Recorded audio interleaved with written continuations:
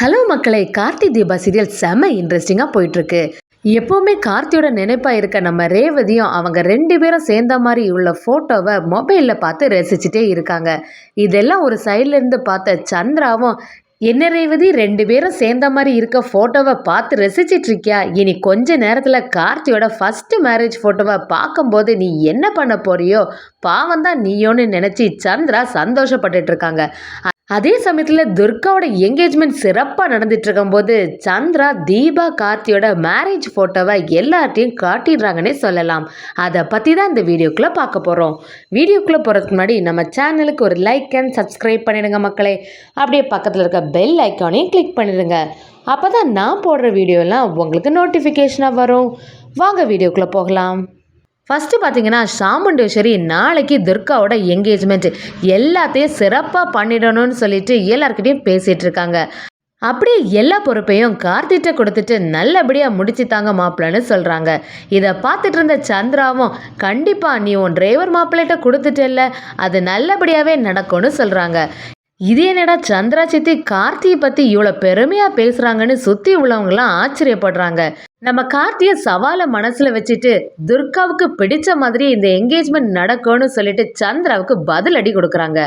அதே சமயத்தில் சந்திராவை சிவனாண்டி கால் பண்ணி இந்த இடத்துக்கு வந்துருன்னு கூப்பிடவும் சந்திரா சிவனாண்டியை பார்க்கறதுக்கு கிளம்புறாங்க. சிவனாண்டி கிட்ட என்ன விஷயம் இவ்வளோ அவசரமாக வர சொன்னேன்னு கேட்கவும், சிவனாண்டி சந்திரா கிட்ட, நீ அன்னைக்கு ஒரு ஃபோட்டோ கொடுத்தல, அது யாருன்னு தெரியுமா? கேட்டேன்னா ரொம்பவே ஷாக் ஆகிடுவேன், நம்ம யாருமே எதிர்பார்த்துருக்க மாட்டோம் அப்படின்னு சொல்கிறாங்க. அதுக்கு சந்திராவும், அப்படி என்ன பெரிய விஷயம்னு கேட்கவும், சிவனாண்டி இந்த ஃபோட்டோவில் இருக்குது வேற யாருமே இல்லை, அந்த கார்த்தி பையனோட ஃபஸ்ட்டு ஒய்ஃப் தான்னு சொல்கிறாங்க. இதை கேட்ட சந்திரா பயங்கர ஷாக் ஆகிறாங்க. இது என்ன புது கதையாக இருக்குது? அந்த டிரைவர் பையன் ராஜசேதுபதிங்கிற பேரனுங்கிற உண்மையை மட்டும் தான் மறைச்சான்னு பார்த்தா ட்விஸ்ட்டு மேலே ட்விஸ்ட்டாக கொடுத்துட்ருக்கான் அப்படின்னு நினைக்கிறாங்க. சிவனாண்டியும், அந்த பொண்ணு இப்போ உயிரோட இல்லை, அன்னைக்கு பார்த்திய ஒரு லேடி, அவங்க தான் அந்த கார்த்தியோட மாமியார் அப்படிங்கிற எல்லா டீட்டெயில்ஸையும் சொல்கிறாங்க. இதெல்லாம் தெரிஞ்சுக்கிட்ட சந்திராவும், இந்த டிரைவர் மாப்பிள்ளைக்கு வைக்கிறேன் பாரு ஆப்பு அப்படின்னு நினைக்கிறாங்க. சிவனாண்டியும் கார்த்தி தீபா மேரேஜ் ஃபோட்டோவை சந்திரா கிட்ட கொடுத்து, இதை உடனே எடுத்துட்டு போய் உங்கள் அக்கா மட்டும் இல்லை அந்த வீட்டில் உள்ள எல்லார்கிட்டையும் சொல்லிடுன்னு கொடுக்குறாங்க. அதை பார்த்த சந்திராவும், நல்ல வேலை செய்தீங்க, இதை இப்போ அவங்கள்ட்ட காட்டக்கூடாது, நாளைக்கு துர்காவோட என்கேஜ்மெண்ட் இருக்குது, அப்போ எல்லாருமே வருவாங்க, அந்த ஜானகியும் வருவா, அவங்க எல்லாருக்கும் முன்னிலையில் இந்த ஃபோட்டோவை காட்டி அந்த கார்த்தி பையனோட உண்மை முகத்தை எல்லார்கிட்டையும் சொல்லிடணும் அப்படின்னு நினைக்கிறாங்க. இதை பார்த்த சிவனாண்டியும், இதுதான் சந்திரா உன்ன மாதிரி ஒரு ஆள் இருக்கணும்னு சொல்கிறது, கரெக்டாக பிளான் போட்டுட்டியே, இந்த வாட்டியாவது இந்த பிளான் எல்லாம் நல்லபடியாக நடக்கணும், இந்த வாட்டி அந்த டிரைவர் பையன் தப்பவே முடியாதுன்னு நினைக்கிறாங்க சந்திரா. அதே சமயத்தில் ரேவதியும் தங்கச்சிக்கு என்கேஜ்மெண்ட் இருக்கு வந்துடுங்கன்னு சொல்லி ஜானகி மைதிலியை இன்வைட் பண்ணுறாங்க. கார்த்திகிட்ட ஃபோன் பண்ணி நம்ம ஜானகியும் கேட்க, கார்த்தியும் எந்த பிரச்சனையும் ஆகாது, நீங்கள் எல்லாரும் வாங்கன்னு சொல்லிடுறாங்க. அடுத்த நாள் துர்காவோட என்கேஜ்மெண்ட் செம்மையாக நடந்துட்டுருக்கு. அதே டைமில் சந்திரா அரேஞ்ச் பண்ண அந்த போலி மாப்பிள்ளையும் அவங்க குடும்பமும் வந்துடுறாங்க. அப்படியே அந்த மாப்பிள்ளையோட அப்பாவும், நம்ம இங்கே நடிக்கிறதுக்கு தான் வந்தோம், ஆனால் இந்த மாப்பிள்ளைக்காவது மேரேஜ் முடிஞ்சிட்டு எல்லா சொத்தும் அவனுக்கு கிடச்சிரும், சாமுண்டேஸ்வரி அம்மா வேற ரொம்ப பணக்காரங்க, இந்த மேரேஜ் முடிஞ்ச அப்புறமா நமக்கு எந்த பிரயோஜனமும் இல்லை, அதனால் முடிஞ்ச வர எல்லா பணத்தையும் சுருட்டிட்டு போயிடணும் அப்படின்னு பிளானை போடுறாங்க. இன்னொரு பக்கம் சிவனாண்டியும் நவீன் எப்படியாவது இந்த என்கேஜ்மெண்ட்ல வந்துடக்கூடாதுன்னு சொல்லிட்டு அவனை கடத்ததுக்கு பிளான் பண்றாங்க.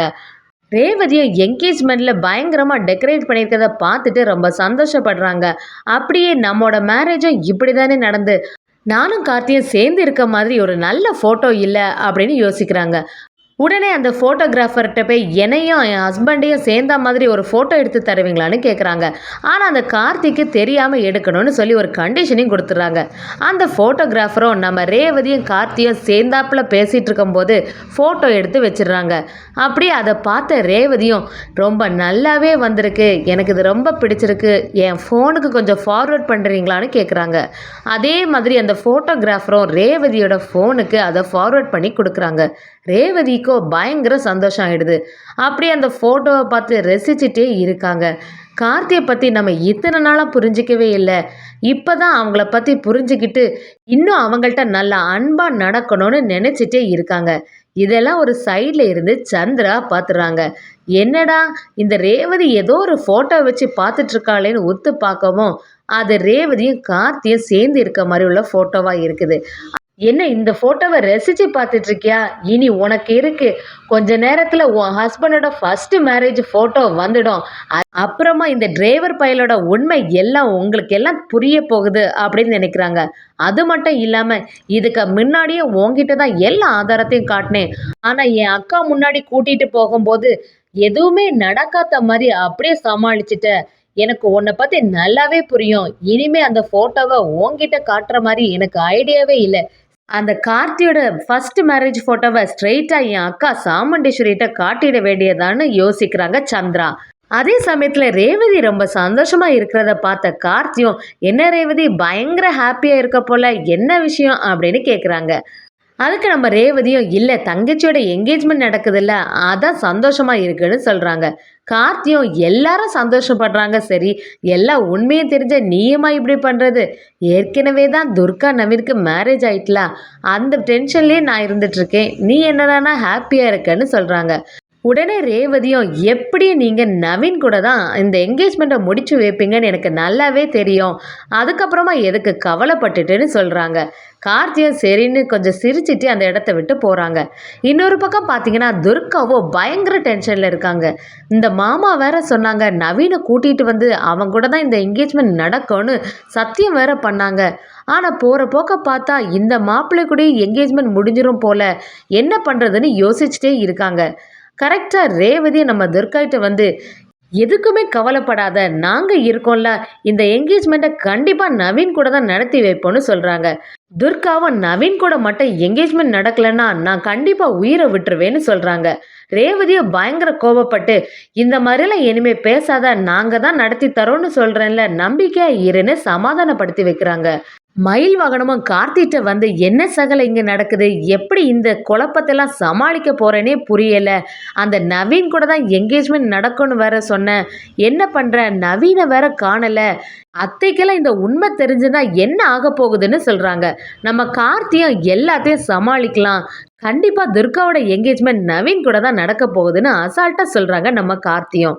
சொன்ன மாதிரியே ஜானகி மைதிலி எல்லாரும் அந்த என்கேஜ்மெண்ட்டுக்கும் வந்துடுறாங்க. அதை பார்த்த சந்திராவும், என்னடா இது, இந்த கார்த்தியோட மாமியாரும் வந்துட்டாங்களா, சரியான டைம் தான்னு நினைக்கிறாங்க. நம்ம ரேவதியோ கார்த்தி அவங்களும் ஒன்றா சேர்ந்து இருக்க ஃபோட்டோவை ரசிச்சிட்டு இருக்க இன்னொரு பக்கம் சந்திராவோ கார்த்தி தீபாவோட மேரேஜ் ஃபோட்டோவை எப்படியாவது சாமுண்டேஸ்வரிட்ட ஃபஸ்ட்டு காட்டிடணும்னு சொல்லிட்டே போகிறாங்க. அதே சமயத்தில் நம்ம கார்த்தி இந்த என்கேஜ்மெண்ட்டுக்கு வந்திருக்க மாப்பிள்ளையும் அந்த குடும்பத்தில் உள்ளவங்களும் ஃப்ராடு ஃபேமிலிங்கிறத நம்ம சாமுண்டேஸ்வரி கிட்ட நிரூபித்து நவீன் கூடயே நம்ம துர்காவுக்கு என்கேஜ்மெண்ட் பண்ணி வைக்க போகிறாங்கன்னே சொல்லலாம்.